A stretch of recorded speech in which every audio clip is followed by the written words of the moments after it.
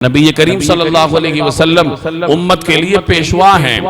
میں اور آپ اپنی گھریلو زندگی میں بھی پیغمبر کے پیچھے چلنے کے پابند ہیں، اپنی بیرونی زندگی میں بھی پیغمبر کی اتباع کے پابند ہیں۔ اب پیغمبر کے گھر کی باہر کی زندگی اس کو دیکھنے والے بے شمار لوگ ہیں، صحابہ کرام ہیں جنہوں نے نبی کریم صلی اللہ علیہ وسلم کی بیرونی زندگی کے ایک ایک لمحے کو دیکھا، اس کو ریکارڈ کیا اور میرے اور آپ تک پہنچایا۔ لیکن سوال یہ ہے کہ پیغمبر کی جو گھر کی زندگی ہے وہ میرے اور آپ تک کیسے آئے گی؟ اگر ایک یا دو بیویاں ہوتی تو شاید پیغمبر کے گھر کی زندگی اس طریقے سے باہر نہ آتی جس طرح اب باہر آئی ہے 11 بیویوں کی موجودگی میں۔ تو یہ اس میں اللہ تبارک و تعالی کی مصلحت تھی کہ آنے والی قوم نے، آنے والی نسلوں نے، پورے زمانے نے اپنی گھریلو زندگی میں پیغمبر کی گھریلو زندگی کو سامنے رکھنا ہے، تو اللہ جل جلالہ نے پیغمبر کی گھریلو زندگی کو دیکھنے والی خواتین یعنی آپ کی ازواج میں اضافے کا حکم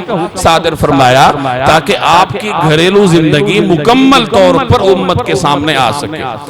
حضرت عائشہ صدیقہ رضی اللہ تعالی عنہا، ان کے امت پر بڑے احسانات ہیں، 2210 روایات، 2210 روایات جو آپ کو مختلف کتب حدیث میں ملیں گی وہ حضرت عائشہ سے روایت ہیں۔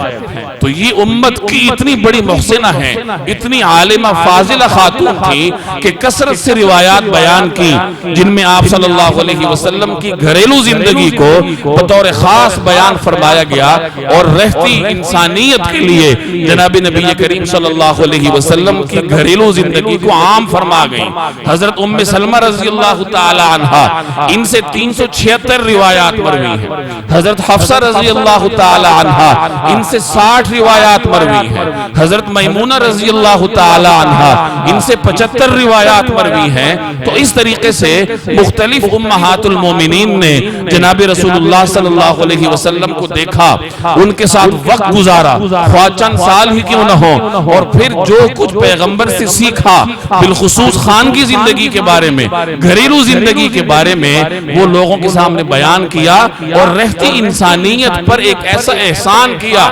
جس کی کوئی نظیر نہیں ہے، اور نہ ہی ازواج مطہرات کے سوا یہ کارنامہ کوئی اور سر انجام دے سکتا ہے۔